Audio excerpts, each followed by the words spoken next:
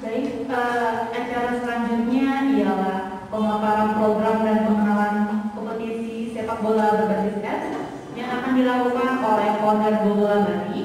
Untuk itu kepada Bapak Gusti Agung Putu Nuabe, atas kesempatannya saya silakan. Oke, baik. Yang pertama saya ucapkan terima kasih kepada Bapak Kepala Sekolah yang sudah menerima kami untuk bekerja sama di program ini. Yang kedua saya juga mengucapkan yang terhormat kepada Bapak Kepala Sekolah, kepada Bapak Kepala Program SMKN 1 Bang Bi, dan sekali juga yang terima kasih pada adik-adik semua yang sudah hadir pada pagi hari ini. Sebelum saya awali, izinkan saya mengaturkan pengajian lima. Om Swastiastu. Assalamualaikum warahmatullahi wabarakatuh. Salam sejahtera untuk kita semua. Shalom. Salam sehat dan salam olahraga jaya. Pada saat saya bilang salam olahraga jaya, semangat ya. Salam olahraga jaya. Oke, baik. Pagi hari ini kami datang ke sini untuk menyampaikan beberapa hal terkait dengan rencana untuk program kami. Jadi ingin saya sampaikan baik pada Bapak Kepala Sekolah maupun adik-adik yang ada di sini, program ini kalau dibaca di ininya adalah penguatan fundamental sepak bola melalui kompetisi berbasis apps. Jadi tujuan dari kegiatan kita adalah membantu Bapak Presiden, pemerintah dalam hal ini untuk menerapkan atau mengaplikasikan Impres nomor 3 tahun 2019, yaitu tentang percepatan pembangunan persepakbolaan nasional. Jadi kalau saya boleh sampaikan, dari 15 kementerian lembaga yang terkait di program ini, salah satunya ada Kementerian Pendidikan dan juga ada di tingkat daerah itu adalah Bapak Bupati. Jadi kita semua punya peran penting untuk bagaimana peningkatan prestasi sepak bola Indonesia yang diharapkan oleh Bapak Presiden bisa terwujud. Nah, itu highlightnya. Terus saya sampaikan pembangunan prestasi sepak bola Indonesia menuju Piala Dunia. Jadi kalau kita bicara Jepang, Korea Selatan, mereka menuju Piala Dunia itu tidak hanya sekedar membalikkan telapak tangan, tapi mereka melakukan proses yang begitu luar biasa, yang begitu terukur. Akhirnya pada Piala Dunia tahun berapa ya mereka bisa masuk yang sebelumnya bisa masuk Piala Dunia, bahkan Korea Selatan bisa sampai ke semifinal. Artinya apa? Mereka masuk Piala Dunia bukan karena menjadi tuan rumah saja, tapi memang sudah disiapkan secara profesional. Nah, apa hubungannya? Mungkin adik-adik bertanya, Pak, ini saya kan jurusan saya TKJ, jurusan saya adalah teknologi. Kok saya dilibatkan di sini? Nah, jadi apa yang kami ingin bangun di program ini adalah satu hal yang sangat penting yang tidak dilakukan oleh Indonesia saat ini. Pada saat kita ingin membangun sepak bola kita tidak memulai dari membangun fundamental, kita tidak mulai dari membangun dasar. Maka dari itu kami hadir mencoba membuat sebuah rancangan program dari tahun 2016 kemarin. Jadi yang selama ini boleh dibilang mungkin ada adik-adik yang di sini pernah ikut sekolah bola, mungkin boleh dikatakan, atau pernah bermain bola. Ada yang pernah bermain bola? Tidak ada. Ada punya adik yang suka main bola? Enggak ada juga. Oke, baik, kawan. Jadi artinya kalau saya boleh bilang selama ini yang terjadi adalah pembinaan sepak bola kita hanya berjalan berdasarkan pengalaman. Pelatih-pelatih yang melatih sepak bola kita lebih banyak tahu apa yang mereka sudah dapatkan pada saat bermain profesional, diterapkan, tidak ada hubungan. Jadi 2016 kemarin kami mencoba membuat bagaimana latihan bola itu ada ukurannya, ada standarisasinya. Bagaimana kita bicara anak itu punya prestasi, anak yang berbakat itu dia bisa mendapatkan tempat yang tepat.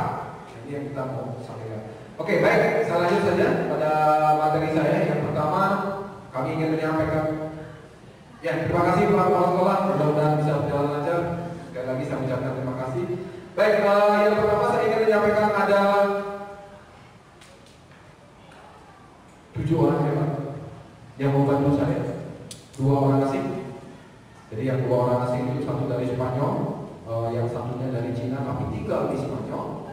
Nah, saya dibantu oleh satu partner kami dari Jakarta, Pak Ahwani. Terus yang 4 orang ini adalah putra-putra daerah yang membantu kami menyajikan program ini bisa sampai hadir dan bisa kami perkenalkan sampai saat ini. Nah, tadi saya juga mendengar Pak Kepala Sekolah menyampaikan bahwasannya akan ada tambahan jurusan baru multimedia. Nah, kebetulan di program kami ada juga yang namanya yang kaitan dengan multimedia, yaitu live streaming. Jadi mungkin nanti dari anak-anak program baru itu bisa kita edukasi juga bagaimana membuat sebuah program live streaming yang menarik. Nah, nanti itu kita akan sampaikan di sesi-sesi berikutnya.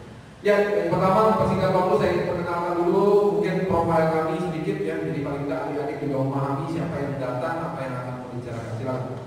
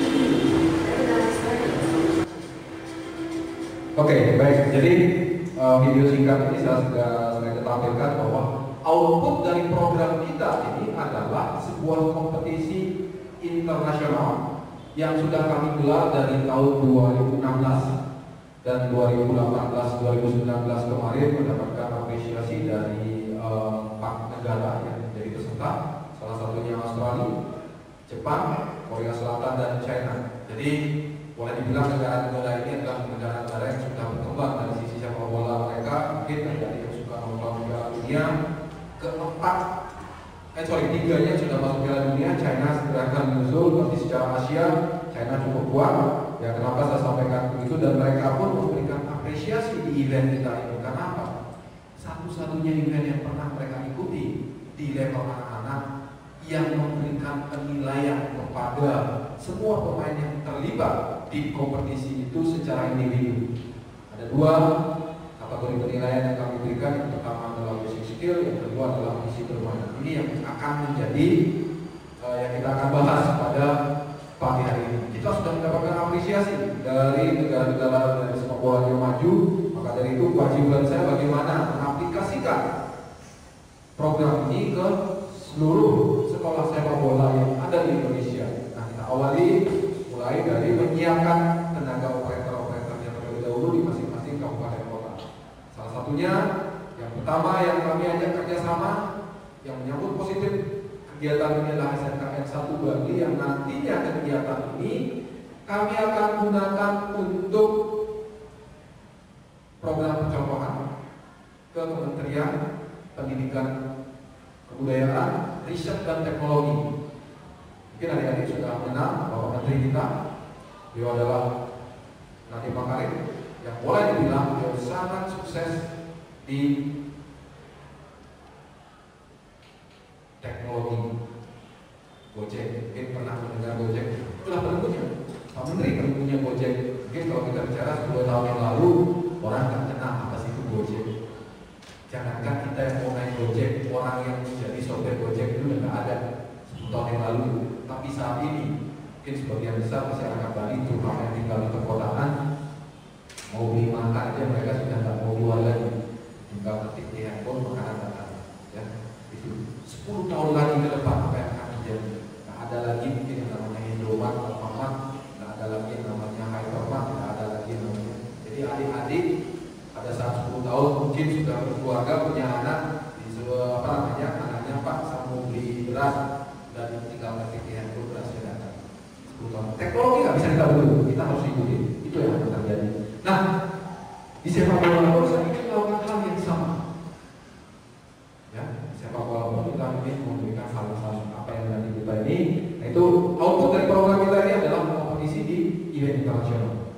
Ya. Nah, selanjutnya saya ingin menyampaikan salah satu partner saya namanya Gustavo Redondo. Dia adalah mantan pemain timnas futsal Spanyol yang saat ini melakukan pembinaan sepak bola anak-anak di Spanyol. Beliau sudah mempunyai anak binaan kurang lebih sekitar 650 anak.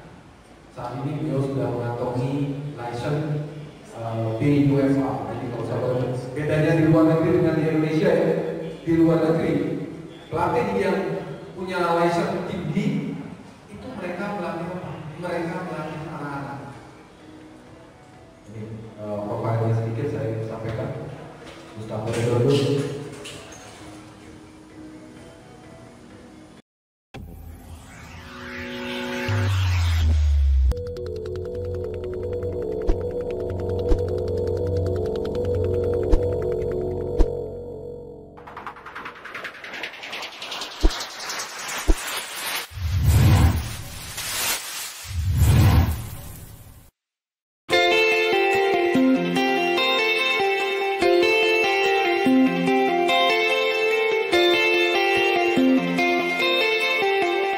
Buat kerjasama dengan operator liga di masing-masing negara. Nah, nantinya ke depannya kita menginginkan peserta ini minimal dari juara-juara liga di masing-masing negara tersebut. Since 2016, Go Bola Bali continuously have held an annual event of International Football Championship, IFC. IFC is the only international football competition which use players' fundamental skill as the main indicator of the match. The goals for me, I think, is the principal for the kids is will be happy in the tournament in the island and live a very big experience. Go Bola Bali also do the video live streaming documentation during the event. We serve you good services in accommodation, food and transportation. Welcome and join us in International Football Championship 2020. We're waiting for you in Paradise Islands of Bali.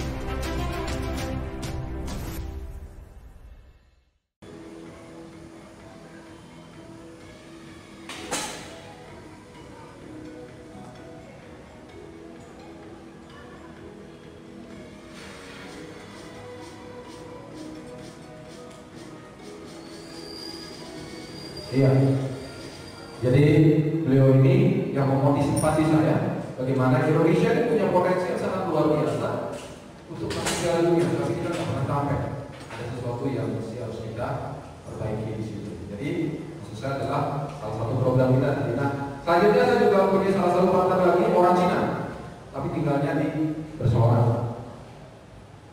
Dari kecintaannya dia dengan bola, dia sampai punya klub Liga 3 2019 kemarin. Saat ini sudah promosi ke Liga 2. Namanya Kian Siswa, dia orang China. Tepatnya dia tinggal di Shanghai, tapi saat ini sudah tinggal di Barcelona. Dia mempunyai klub Liga 3. Nah, artinya apa? Kami juga bekerja sama dengan dia ada dua. Yang pertama, pada saat kita menemukan talenta-talenta sepak bola yang bagus di Indonesia melalui program kami akan kirim mereka ke Spanyol melalui klubnya Kian Siswa. Yang pertama, yang kedua, kami juga akan melakukan training camp di Bali setiap bulan Februari dan bulan Agustus. Sayang program ini harus berhenti sebentar. Ya. Kalau tidak ada pandemi, harusnya Bali sudah bisa melihat anak-anak melakukan training camp di wilayah Pecatu dan Kuta. sorry dengan bilang tutup itu di bulan Februari dan bulan Agustus. Bulan Februari karena musim dingin di Cina mereka nggak bisa latihan, mereka bawa ke Bali. Bulan Agustus mereka nggak bisa latihan di Cina, mereka bawa ke Bali karena musim panas ya, jadi nggak bisa. Tapi program latihannya menggunakan program latihan dari Spanyol. Jadi boleh dibilang anak-anaknya China pinjam tempat di Bali, programnya dari Spanyol. Ini suatu yang sangat luar biasa. Kalau biasanya pemerintah menyampaikan sport tourism, this is the real sport tourism. Ya, ini realnya sport tourism. Karena pada saat mereka datang ke sini, mereka perlu penginapan, mereka perlu makan, mereka perlu transportasi. Dan stay-nya mereka, dan seperti kita bicara misalnya sering banyak kegiatan yang kaitan dengan sport tourism, misalnya apa? Ada Bali Tenki, pernah dengar? Ya, paling kegiatan mereka ya. Bali Tenki itu ada yang dilaksanakan sama Mbak Maibe itu di Gianyar, di kalau adik-adik setiap tahun pernah lewat ke Bali Safari. Di Bali Safari itu setiap bulan Mei atau Juni biasanya. Nah tapi kegiatan mereka hanya sehari. Kalau training camp itu minimal 14 hari. Jadi which is artinya this is the real sport tourism karena mereka spendingnya cukup besar.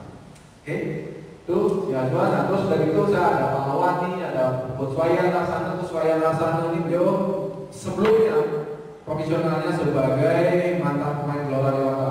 Mungkin pernah mendengar zaman dahulu mungkin Pak Dede yang pernah mendengar namanya Gelora Dewata zaman lama sekali.